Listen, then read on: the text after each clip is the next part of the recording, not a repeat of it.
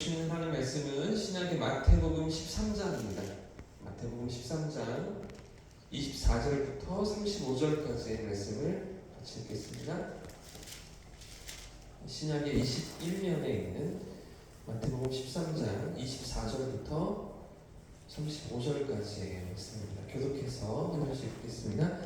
예수께서 그들 앞에 또 비유를 들어 이르시되 천국은 좋은 씨를 제 밭에 뿌린 사람과 같으니 사람들이 자기의 수가 와서 골식 가운데 가라지를 뿌리고 싹이 나고 결실할 때 가라지도 보이거늘 집주인이 종들이 와서 말하되 주여 밭에 좋은 씨를 뿌리지 아니하였나이까 그런데 가라지가 어디서 생겼나이까 주인이 이르되 원수가 이렇게 하였구나.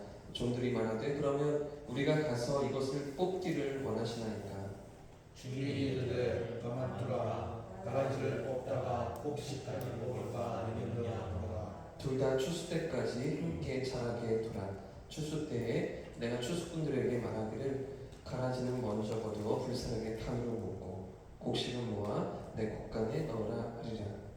또 비유를 들어 이르시되 천국은 마치 사람이 자기 밭에 나가서는 결단하지 하나니 이는 모든 씨보다 작은 것이로되 자란 후에는 풀보다 커서 나무가 되매 공중의 새들이 와서 그 가지에 깃들이느니라.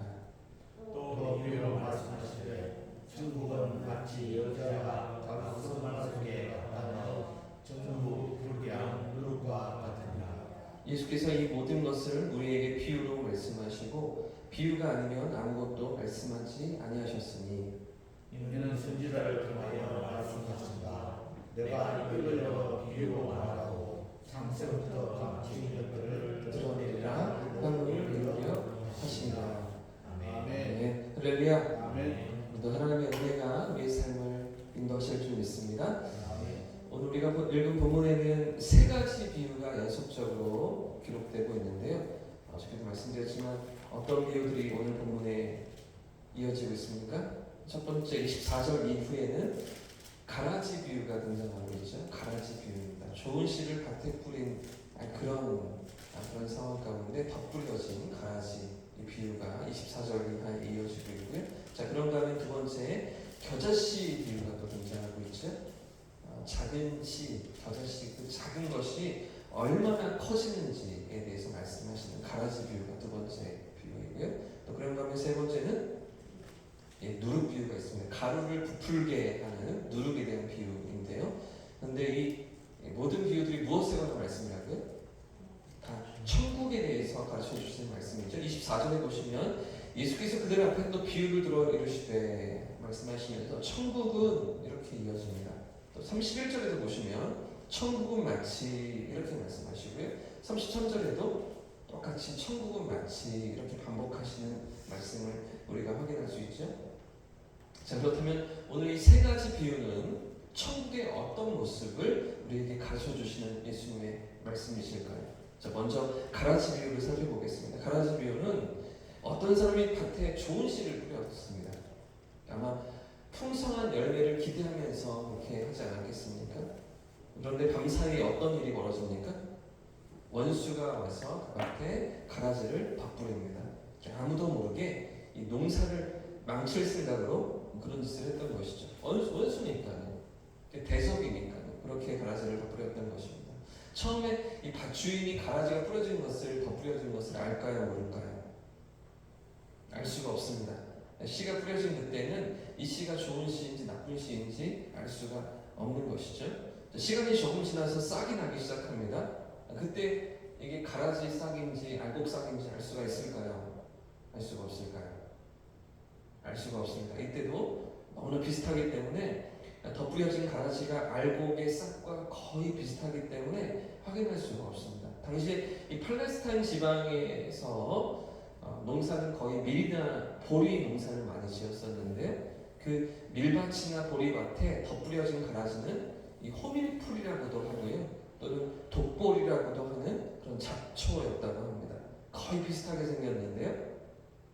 밀이나 보리처럼 똑같이 싹이 올라오고 이 알곡도 열매도 맺히는 것 같은데 근데 전혀 먹을 수가 없는 잡풀이 이 독보리인 것이죠. 호밀풀인 것입니다. 심지어 먹으면 이 구토와 설사를 일으키고 또 현기증을 일으키면서 중독 증상을 나타내기 때문에 먹을 수가 없는 그런 풀입니다. 그래서 돋보리라는 이름을 갖게 되었는데, 자, 그러니 뽑기는 뽑아야 하겠는데 이 싹이 날 때는 구분할 수가 있습니까? 없습니까?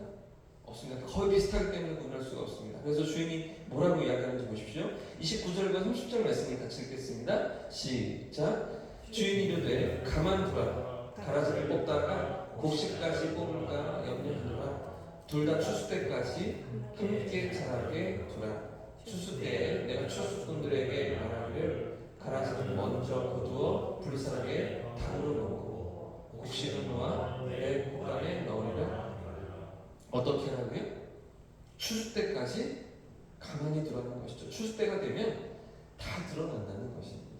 거의 비슷해 보이지만 자라는 동안에는 전혀 구분할 수 없는 것 같지만 그러나 결국에는 어떻게 됩니까?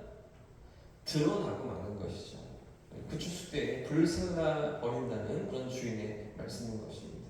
자, 이게 무엇에 관한 비유라고요? 예수님이 지금 무슨 말씀을 하고 계십니까? 농사를 어떻게 지어야 되는지, 어떤 농사법을 가지고 농사를 해야 되는지 예수님 가르쳐 주십니까? 하나님 나라 천국이 어떻게 임하는지를 설명하고 계시는 것이죠. 어떻게 천국이 시작되었고 어떻게 완성되어서 가는지, 어떤 모습으로 우리 앞에 이루어질 것인지를 주님 가르쳐 주시는 것입니다. 왜 하나님의 아들이 이 땅에 오셨는데도, 왜 메시아께서 구원자가 이 땅에 오셨는데도, 왜 하나님의 나라가 시작되었다고 그분이 말씀하시는데도 세상에는 여전히 악과 또 아픔이, 고통이 있는 것입니까? 왜 여전히 선한 사람들이 세상에서 고통을 당하는 것입니까? 왜 불법과 악행이 끊이지 않고 세상은 더 악해져 가는 것 같아 보이는 것입니까? 정말 천국이 임했습니까? 정말 하나님의 나라가 시작된 것 맞습니까? 우리가 이런 질문들을 하게 되는 이유는 이 천국이 아직 완성되지 않았기 때문이라는 것이죠. 아직 진행 중이라는 예수님의 말씀이신 것입니다. 그 천국이 시작되었지만 주님의 오심으로 그 하나님 나라가 이루어져 가고 있지만 아직 완성은 다 된 것이 아니라고 예수님이 가라지 비유를 통해서 말씀하고 계시는 것입니다. 추수 때가 있는데 언젠가 하나님께서 완성하실 하나님의 나라가 있는데 그때에 온전히 이 알곡과 가라지를 하나님께서 구분하실 것이라고 주님 말씀하시는 것이죠. 그렇기 때문에 좋은 씨가 뿌려진 밭에 가라지가 덧뿌려진 것처럼 여전히 세상에는 선과 악이 공존하고요, 의인과 악인이 함께 살아가는 것이죠. 하나님의 백성과 심판받을 백성이 함께 이 땅을 살아가고 있는 것입니다. 그런데 왜 내버려 두라고요? 자, 29절 말씀을 다시 보십시오. 제가 읽겠습니다. 주인이 이르되 가만두라. 가라지를 뽑다가 곡식까지 뽑을까 염려하노라. 주님의 마음이 무엇입니까? 지금 하나님의 마음이 어떤 것입니까? 기다리신다는 것이죠. 기다리신다. 가라지를 뽑다가 곡식까지 상할 수 있으니 기다리라. 주님 말씀하시는 것입니다. 가라지인 듯 보이지만 사실은 알곡일 수도 있다는 말씀입니다. 가라지를 뽑았는데 옆에 엉켜있는 알곡도 상처가 날 수 있기 때문에, 그렇기 때문에 추수 때까지, 마지막 심판 날까지 주님이 기다리신다는 것입니다. 왜 예수님이 이 땅에 오셔서 이미 천국이 시작되었다면 왜 하나님은 당장 천국을 완성하지 않으시는 것입니까? 왜 악인들을 다 심판하지 않으시는 것입니까? 왜 하나님은 여전히 참고 있냐 하시면서 기다리시는 것입니까? 알곡을 위해서입니까? 가라지를 위해서입니까? 알곡을 위해서라는 것이죠. 가라지가 아까워서가 아니라 알곡이 더 연글기를 위해서, 알곡이 더 여물게 되기를 주님 원하시기 때문에, 알곡을 단 하나도 잃지 않기를 주님 원하시기 때문에 오늘도 기다리시며 인내하신다고 주님 말씀하시는 것입니다. 그 하나님의 섭리와 사랑을 우리가 믿고 신뢰하면서 하나님의 때를 바라보는 저와 성도님들 되시기를 주님 이름으로 축복합니다. 아멘. 신실한 알곡들 되시기를 축복합니다. 아멘. 첫 번째 가라지 비유는 알곡들을 위해서 주님 기다리신다는 것입니다. 여전히 구원받을 백성들을 모으시며 찾으시고 기다리신다고 주님 말씀하시는 것이죠. 또 하나의 비유가 이제 겨자씨 비유인데요. 겨자씨는 너무나 작은 것이라고 우리가 알고 있잖아요. 이걸로 무엇을 할 수 있을까? 그런 생각이 드는 너무나 작은 것인데, 그런데 사실은 이 겨자씨를 생각해 보면 당시에 예수님 하시는 사역이 그렇게 작고 초라해 보이지 않았을까 생각해 봅니다. 별 볼 일 없어 보이는 그런 12명의 제자들을 데리고 예수님 다니셨던 거죠. 예수님께 모여드는 그 무리들도 군중들도 그러지 않았습니까? 당시 종교 지도자들을 생각해 보십시오. 얼마나 대단했겠습니까? 수천 년을 이어온 이 전통을 가지고 있고요. 대단한 권력과 조직을 가지고서 예수님 앞에 맞서고 있던 그런 종교 지도자들 아니었습니까? 또 당시 패권을 가졌던 로마 제국은 어떻습니까? 황제가 신이었잖아요. 그 위대한 제국 앞에서 예수님과 그 12제자들이 어떤 모습이었겠습니까? 얼마나 작아 보입니까? 그런데 그 가운데 하나님의 나라가 시작되고 있던 것이죠. 할렐루야!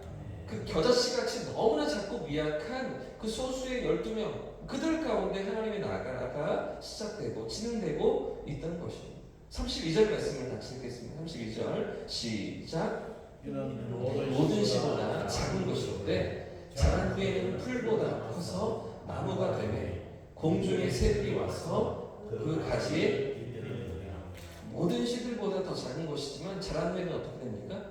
이 겨자나무가 자라서 3, 4m까지 자란다고 하는데요. 이 나중에는 새들이 깃들일 만큼 그렇게 큰 나무 3m, 4m까지 그렇게 크게 성장한다는 것이죠.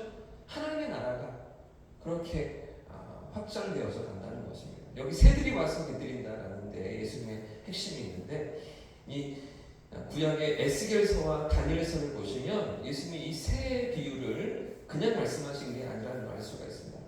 에스겔 17장 32절 말씀에 이렇게 말씀하시거든요. 이스라엘 높은 산에 심으리니 그 가지가 무성하고 열매를 맺어서 아름다운 백향목이 될 것이요 각종 새가 그 아래에 깃들이며 그 가지 그늘에 살리라. 이렇게 하나님께서 약속하셨던 것이죠. 나무 아래에 어떤 새들이 산다고요? 각종 새들이 산다. 여러 새들이 모여서 산다. 이렇게 말씀하시는 것이죠. 이게 무슨 말씀일까요? 하나님 나라가 당시에 보기에는 예수님과 그 제자들과 함께 모여서 이제 그 하나님 나라 운동을 시작할 때에는 너무나 작아 보이고 보잘것없어 보이는, 기대할 것이 없어 보이는 그런 모습이지만 시간이 지나면 어떻게 된다는 것이죠? 세계 열방에서 모여들고 각종 새들이 모여드는, 그래서 모든 민족들이 구원을 받는 그 미래를 예수님 내다보고 계시는 것입니다. 오늘도 이 천국이 확장되고 있음을 확신할 수 있기를 축복합니다. 성장하고 있음을, 하나님 나라가 더 성장하고 있음을 믿을 수 있기를 축복합니다. 한국교회가 아무리 약화되고 힘을 잃어가는 것 같아 보이죠. 지난주에 제가 그래프도 보여드리고 또 우리 어떤 상황들을 말씀드렸지만, 그런 가운데서 여전히 하나님은 일하시고 구원받을 백성들을 불러 모으시며 그 하나님 나라를 확장해 가고 계심을 우리가 확신하면서 그 하나님 나라의 구원 사역에 부르심을 받아 서 있는, 그래서 하나님과 반갑게 쓰임 받는 저와 성도들의 삶을 축복합니다. 마지막 세 번째는 누룩 비유인데요. 이 밀가루 반죽에 들어가 이 덩어리를 그 부풀게 만드는 누룩. 이 누룩이 천국과 같은 모습이라고도 말씀하시는 것이죠. 이게 어떤 말씀일까요? 이게 무슨 의미일까요? 반죽에 들어간 누룩 어떻게 됩니까? 이 누룩이 그대로 있죠. 이 반죽 속에서 그대로 남아 있죠. 형체로 그대로 있습니까? 아니면 스며듭니까? 스며들고 형체가 다 사라지고 맙니다. 그런데 그냥 이 누룩이 사라지는 것이 아니라 반죽 전체에 스며들어 퍼져나가면서 반죽을 전체를 부풀게 하고 풍성하게 만드는 그런 일을 하는 게 이 누룩이잖아요.